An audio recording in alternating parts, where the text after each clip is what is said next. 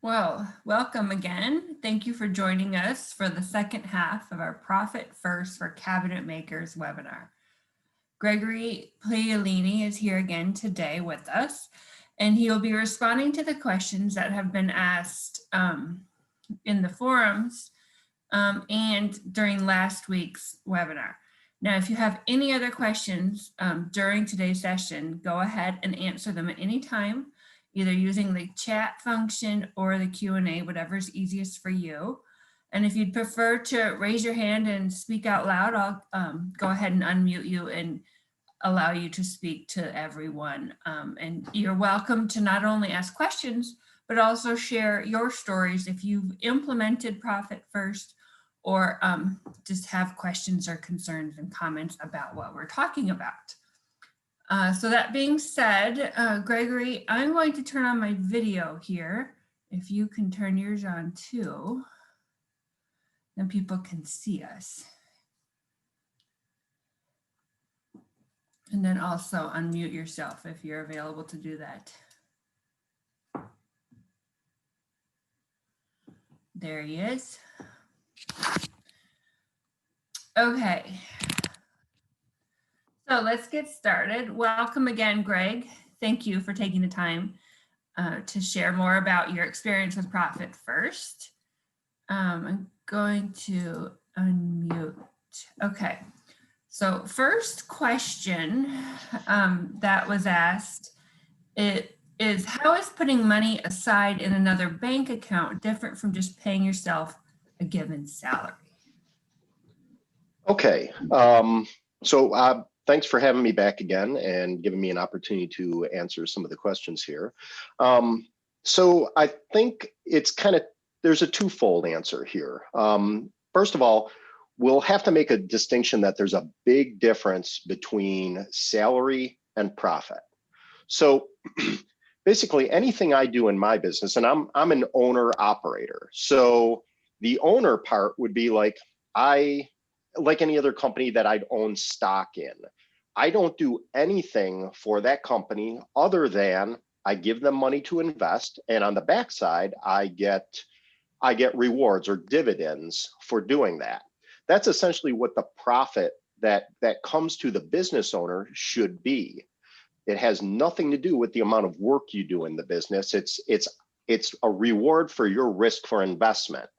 The salary, where a lot of folks make a mistake with salary is they don't pay themselves a realistic salary. So for example, if I pay myself minimum wage, am I really going to find somebody else that has all the skills and experience that I have to step in here, take my place if for some reason I can't work, and only be able to pay them minimum wage? No, there's no way I can do that. So I artificially keep my expenses low by paying myself a minimum wage, and thus I'm not charging the right amount of money. And if I ever had to replace myself, well, I'm not going to be able to do that.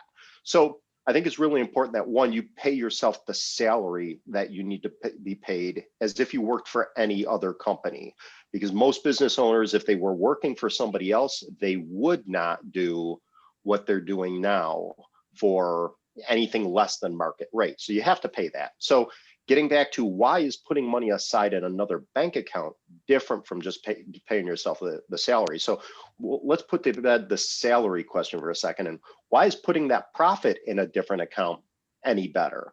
Well, it's kind of like when we're growing up, we've got a piggy bank, and I had like a big ceramic piggy bank, and there's only one way you're going to get the money out of that. That's if you destroy the bank. So if you can take that money, that's profit, and you take it and put it into a separate bank account, and even better, a separate bank, it makes it very, very difficult for you to go and break the piggy bank until you actually want to see the rewards of that. So you're really, if you had intense discipline to do, everything perfect, then you wouldn't need that extra account. But we're human.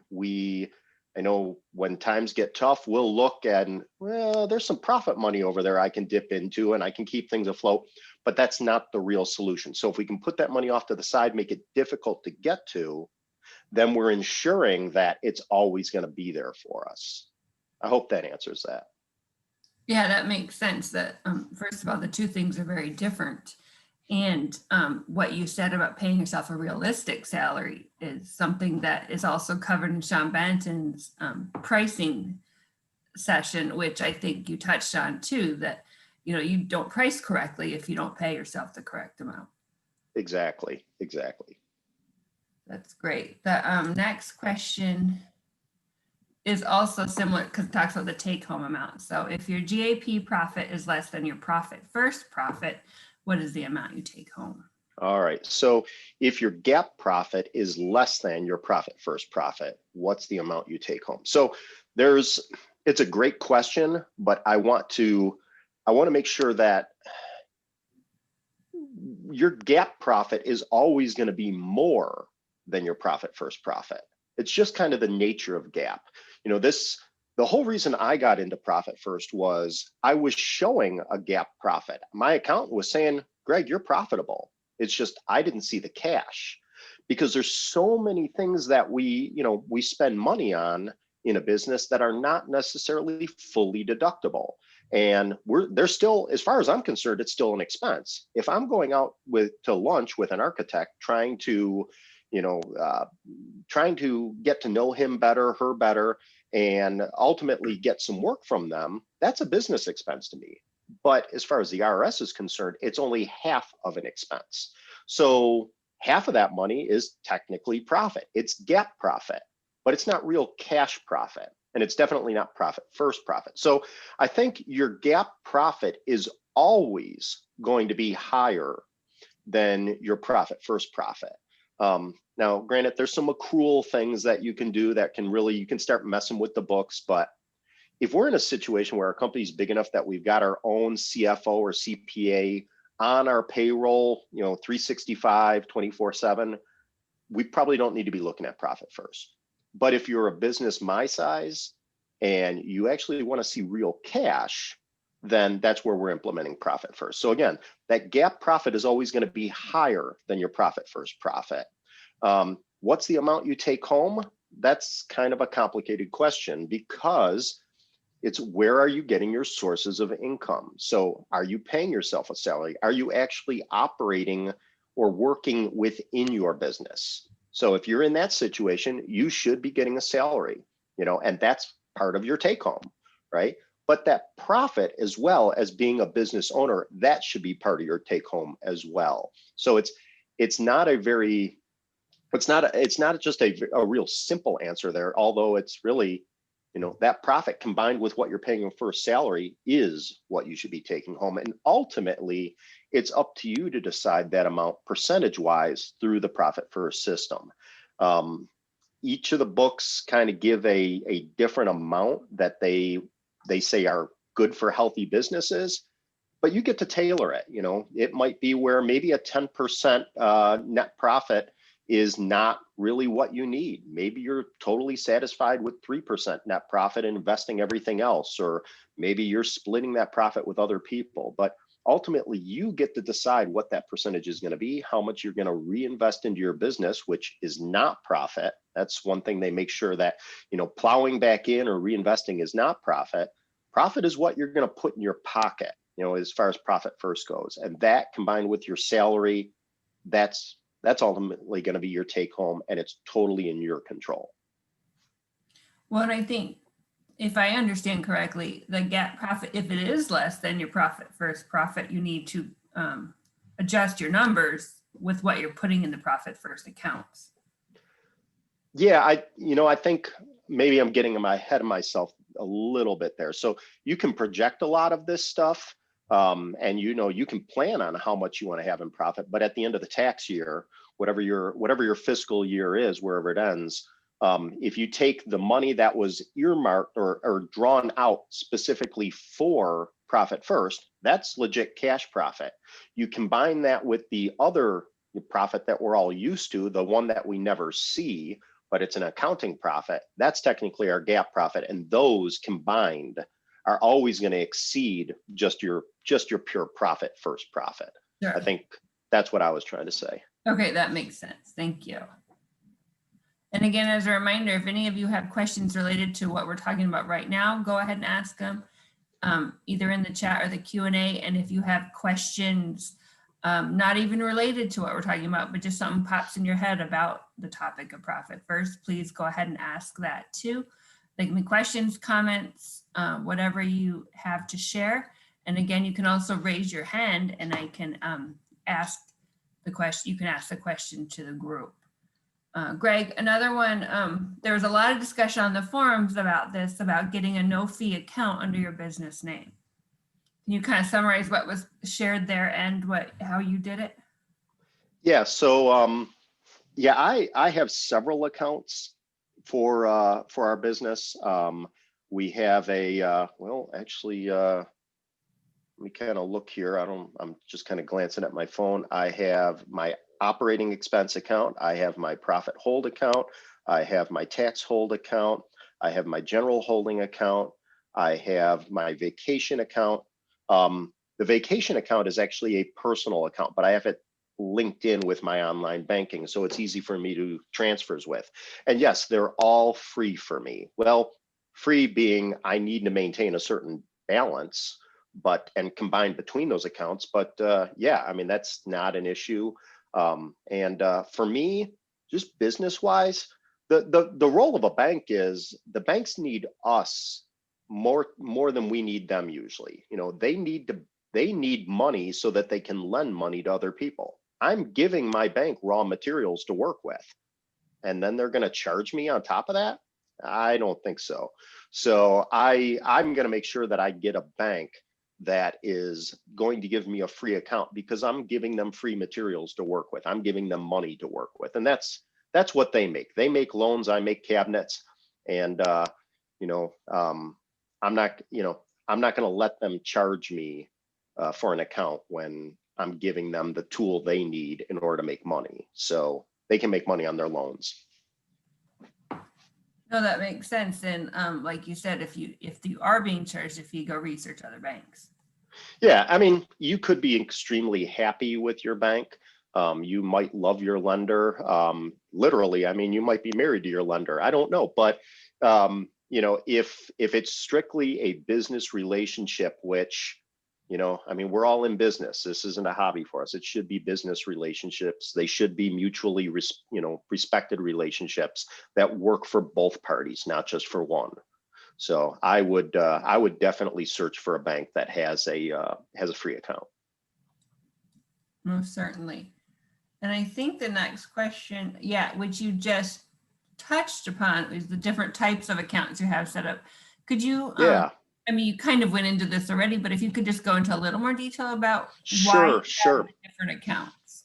Yeah. So, the book recommends a certain amount of accounts to have, and depending on whether you are, depending on how you get paid and that sort of thing, because they want to make sure you're compensated for what you're doing in the business. They want to make sure that you've got money there for tax, all that sort of thing. So I modified the system a little bit.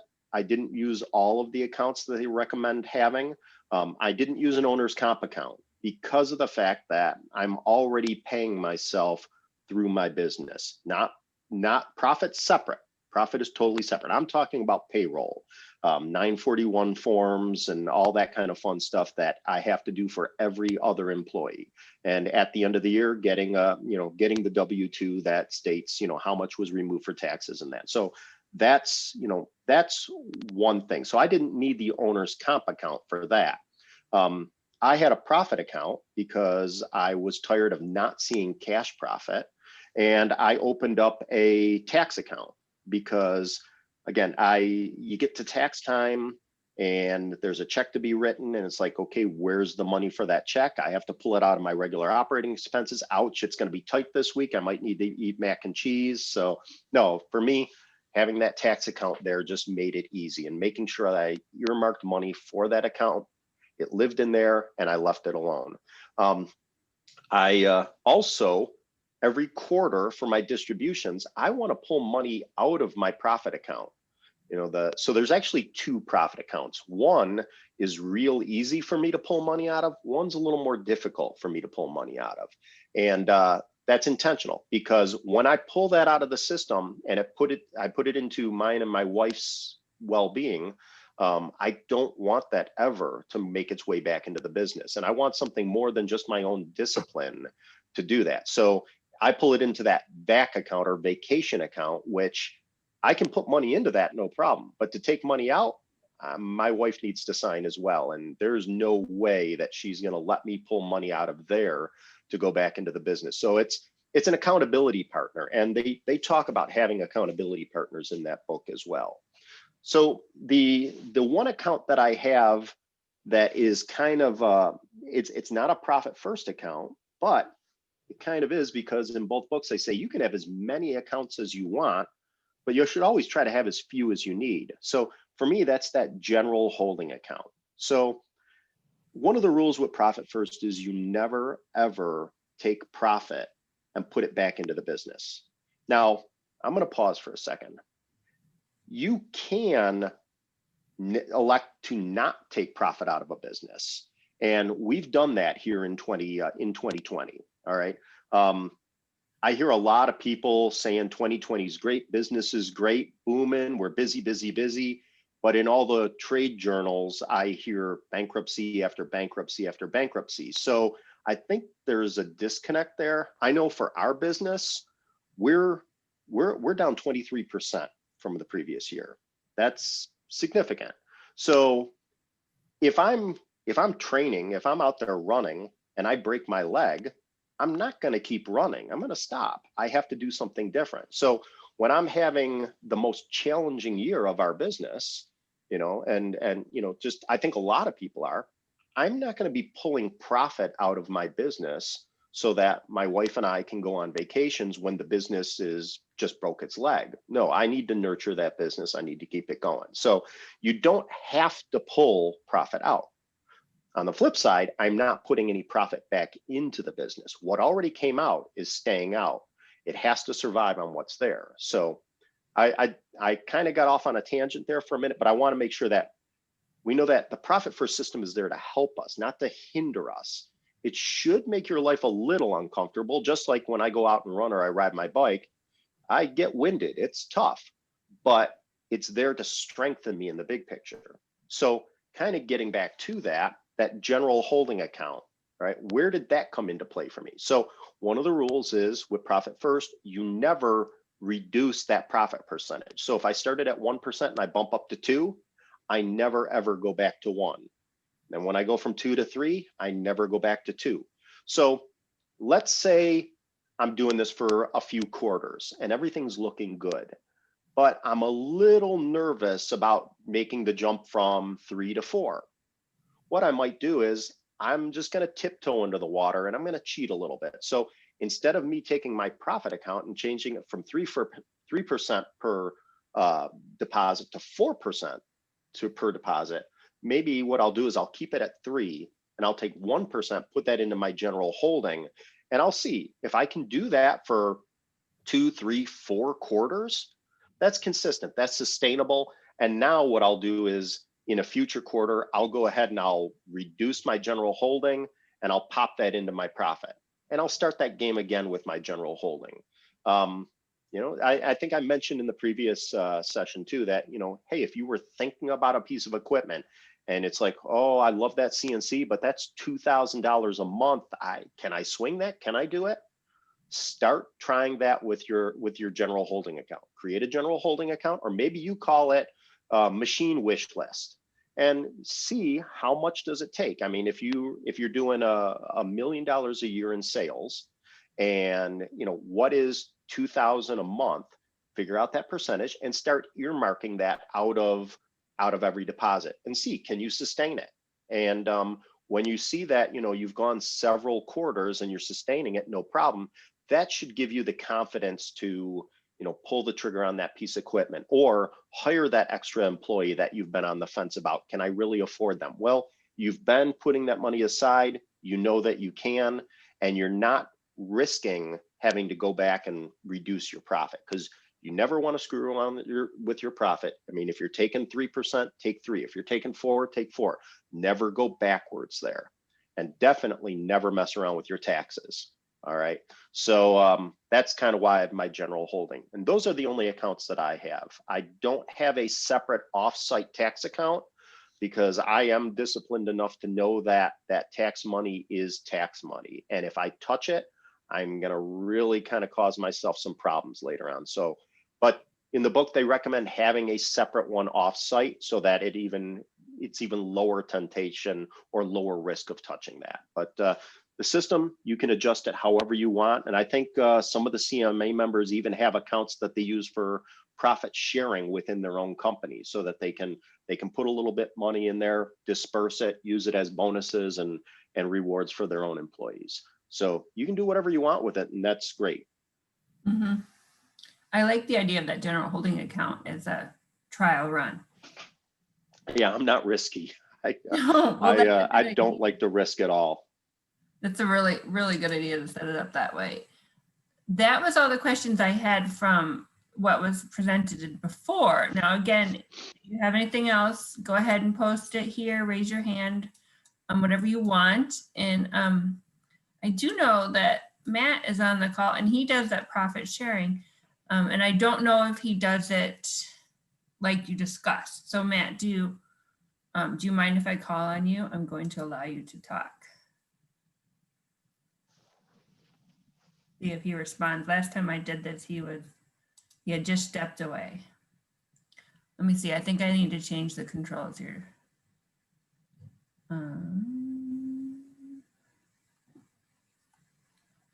There's a way to allow the participants to unmute. Well, that's happening too. I just wanted to reiterate something that I've said before is I think, we're all business owners, we're all smart folks. And we sometimes look at things that are very, very simple or archaic, and it's like, no, it'll never, ever work. But, archaic systems work. And I think for myself, it took me a long time to really pull the trigger and do profit first because it was too simple. There's no way it would work. But in my experiences, even with woodworking and cabinet making, the simplest solutions are always the best solutions. So if you're struggling with seeing real cash, don't shy away from this system because it's too simple.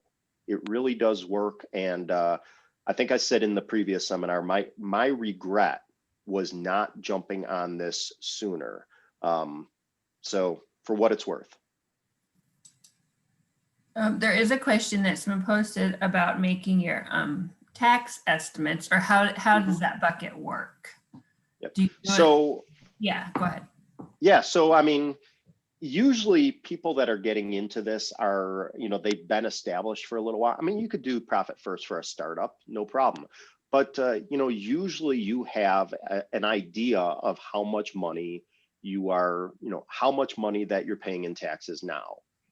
Even if you don't, even if it's a complete mystery and you don't know what to do, I would still start off with doing 1% into profit, 1% into tax. And when I'm saying tax, I'm not talking about like payroll tax or anything like that. That's something totally separate. I'm talking about the taxes we pay on our profits, or the accounting profit that we make on our business. So a lot of people will say, well, if you're doing 1% profit and 1% tax, are you going to have enough money to pay for that? Yeah, you're definitely going to have enough, because basically it's, if your business is doing great, you're going to have like a 3-to-1 ratio between your profits and your tax, because usually your tax is going to be on about it's going to amount to about a third of your profits. So if you're doing 1% into your profit account, that same 1% into your tax account is actually 3 times as much money. I don't know if that makes any kind of sense, what I'm saying there, but it's weighted much heavier. Even though it's still just 1%, there's a lot more money to fill that tax obligation than you'll actually need. Because if I show $3 worth of profit, I only need $1 for tax. Does that make sense? I mean, that's general rule of thumb kind of thing. Good accountants can help minimize that, but Start off with that 1%, and each time you raise that 1% profit, raise your tax the exact same amount.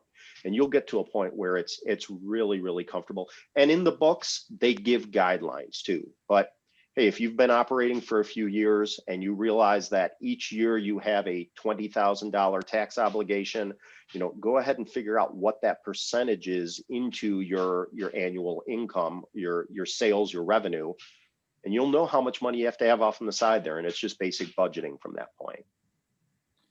So can you clarify, is it always 1% of gross sales, or is it for taxes, or does that change based on the profit amount you're contributing to?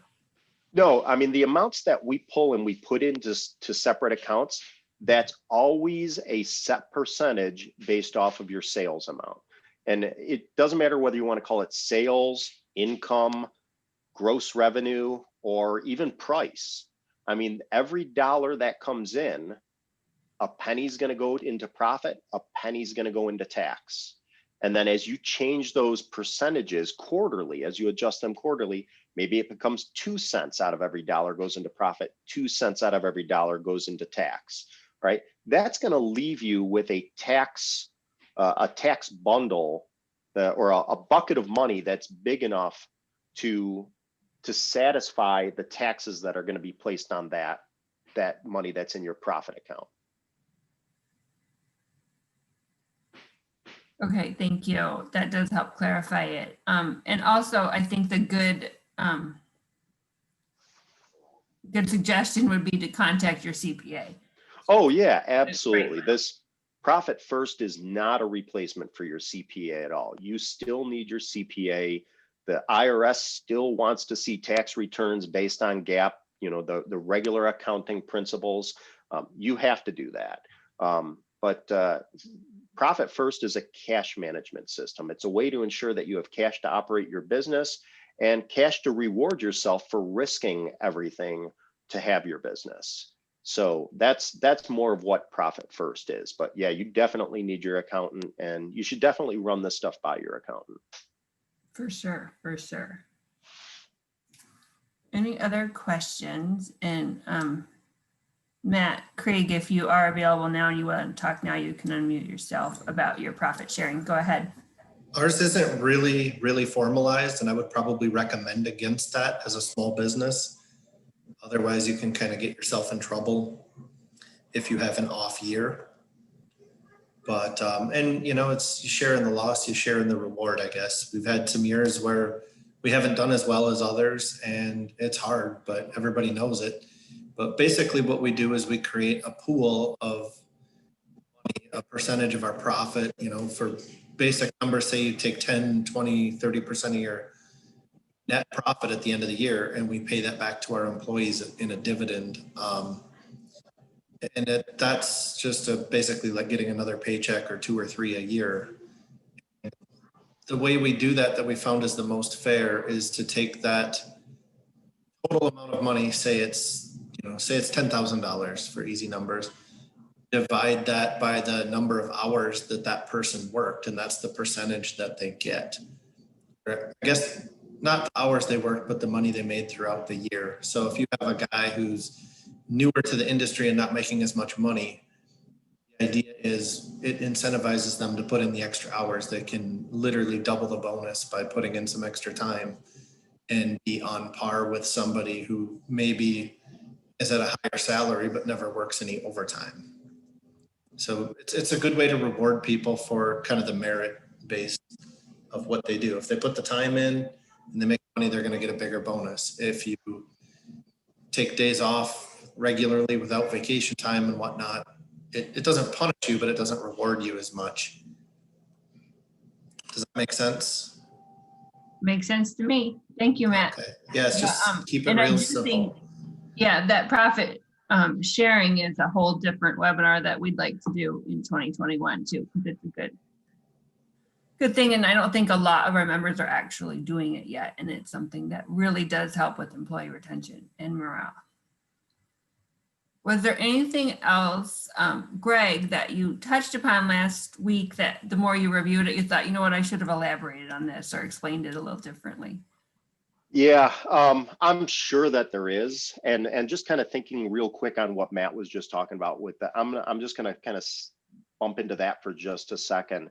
And the way that he's describing it, you could easily set that up to earmark that money for, using a profit first system, because, again, let's say we're taking 1% on $1 million business, $10,000, and we want to take a portion of that to use for profit distribution for our employees as a profit sharing. So all you have to do is just simple math. If you want to take a portion of 1%, what's that equate to every dollar coming in? Maybe it's 0.015%, and just earmark that money into a separate account. Again, if the accounts are free, open another account saying profit sharing, and then every dollar that comes in, or maybe it's easier for me to say every $10 that comes in, at that point, I'm going to take $1.50 and put it into the profit sharing account. So, I mean, it's just a math equation, basic algebra, that you could figure out how much you'd have to earmark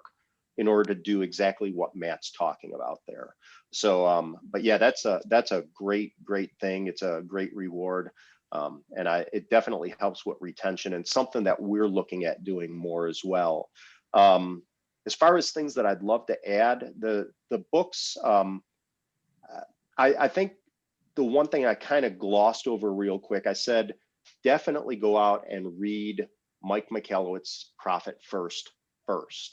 I mentioned the two books, Profit First by Mike Michalowicz and Profit First for Contractors by Shawn Van Dyke. Definitely read Mike Michalowicz's book first. It's kind of like a foundation for Shawn's book. Shawn's book builds upon that.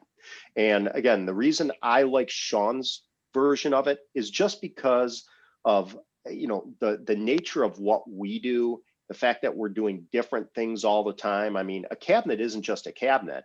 It's a very different price point and very different cost, whether it's a 3-drawer bank or if it's a single door with just adjustable shelves behind it, or is it something that's 30 inches tall or 42 inches tall? It's all over the place. So it's not like, Profit First is kind of like focusing on, you make the same widget all day, and it's really easy to figure out. Well, Profit First for Contractors takes into account the variability of the fact that our materials are going to be all over the place. I mean, maybe I'm working in poplar one day and I'm working in chestnut the next. My materials can be all over the place. That has a big impact on how I figure out what my target percentages are, what my goals are. And Shawn's book does a much better job of dealing with the material portion. And also, if you use subcontractors for finishing, for installing, for any portion of your business, Shawn Van Dyke's process and Profit First for Contractors takes that into account much better than Mike's. But Mike's is the foundation. Follow that first, get those accounts going. If nothing else, just start the system. You won't regret it. You can always quit if you want, but once you get going and you start to see that money build up in those profit accounts, you'll be hooked. You'll be absolutely hooked, and you'll be ecstatic about it, like I am. So That's good. I'm going to post the links for those, or both the names of both those books and the authors, in the forums thread again, so people awesome. easily reference those. Only because their names are hard to remember. Thanks. Anything else from the audience? While we're here, apparently everyone completely understands this and has no questions, because you're doing such a good job explaining it, Greg. Well, it's a simple system, so that's part of it. And really, you do have to read those books to get really good in there, do the instant assessment, really understand it. So that's key to it. For sure. Ken has a question. He raised his hand. So Ken, go ahead. Hello. I got to admit, when I listened to the webinar last week, my first reaction was, this sounds like and it's not to be disparaging, but at first I said, geez, this sounds like one of those Christmas savings account things at the RTN, at the credit union. That's my local credit union. And it felt really, really simple. I ordered the book that day. It came on Sunday, and I'm into a couple of chapters. And I got to say that I'm impressed that and I got Sean's book and read through it. I'm a general contractor with a cabinet making division, so I understand a lot of the cost of goods sold. A lot of the definitions that they explained, markup versus margin was well explained. I think That's just huge. as a basis, it's amazing, and that's part of what I tout in my presentation about when we do job costing and so forth. And all these systems, and they're not necessarily canned solutions for everybody per se, but a lot of it's the thought process that we have to estimate correctly, we have to pay ourselves accordingly, and we're business owners that take a lot of risk and stress and so forth in our lives and our family lives, and we need to be rewarded for that as business owners. Otherwise, we may as well go work for somebody else for that hourly rate. But I'm only into, I think I just finished a couple of chapters in the book, but I just got to say that I'm impressed with the way that it's presented in simple format with really good examples. It's personalized, and I appreciate you bringing this to the forefront, Greg. I think it's great. I think the more we dig into this kind of stuff, the better we're all going to be, and be able to make some real, some true profit as business owners, not just as tradespeople. One quick thing on the just for clarification, there were some questions on the tax, the 1% tax thing. If if you're taking a draw out of your company, there's taxes on that too. It's not just, it depends on how you break out your profit versus salary, which you explained early on, but just be careful that 1% isn't going to cover you if you're taking a, $2,000 draw every week or something like that, so Exactly. be able to separate that. Yeah. And, but you explained that just a point of clarity as I was listening, but Greg, I really appreciate it. It's great presentations and great questions. Thank you. Well, thank you. And I want to touch on two things there real quick.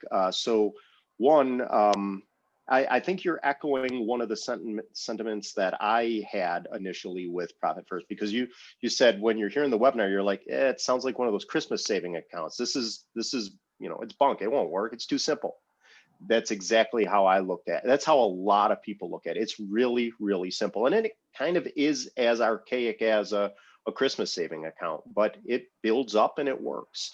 And, you can modify how much you want to spend for Christmas each year, essentially. So that does work. But getting back to the owner's draw. So I think in the first webinar, I kind of touched really quickly on how do you pay yourself. And I may have talked about when people are actually paying themselves an owner's draw, you're going to be taxed on that money, because even though up here you think it's an expense because you're paying yourself, owner's draws are not expenses as far as the IRS is concerned. That's profit as far as the IRS is concerned. So you will be taxed on it, definitely. And if all you're doing is setting aside 1% to cover that, you're going to screw yourself.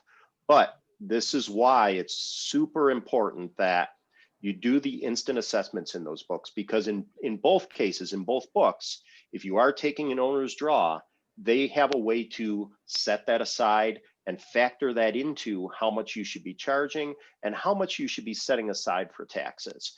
And again, that 1%, that's a starting point. You can move beyond that as quick as you want. And I would say for anybody, if you have any kind of concern at all about moving forward in the system, always throw more percentage into tax than you do into your own profit. Because with the rules of Profit First, you can never reduce that profit percentage. But if you find out that you're putting too much money into tax, well, one, after you pay your taxes, that's after you satisfy your tax obligations, that money is hard, cold cash profit. So you're going to get it back anyhow. But two, when you're doing your quarterly adjustments for your accounts, you can't lower your profit account, but you can lower your tax account. So if you find yourself putting too much into taxes, you can always bump that down 1% each quarter until you get it right and put that money into taxes. But definitely do the instant assessment, have a little bit of conversation with your CPA, and the money will be there. If you don't have money in your hand now, you're going to with this system for sure. As long as you're estimating for profit. Yeah, exactly. And both, start, right? Yep. Both books, especially Sean Van Dyke's book, definitely spends a lot of time on that. And I love the fact that you brought up markup versus margin, because so many people interchange that word, and that is death if you do that. You can't, they are not synonymous with one another.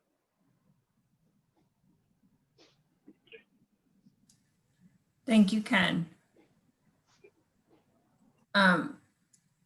Greg, we're getting close to the end, so let's open it up for a last question or two if anyone has anything. Otherwise, you can summarize again a little bit of, if you can go back to the basics maybe as a review for people about the system.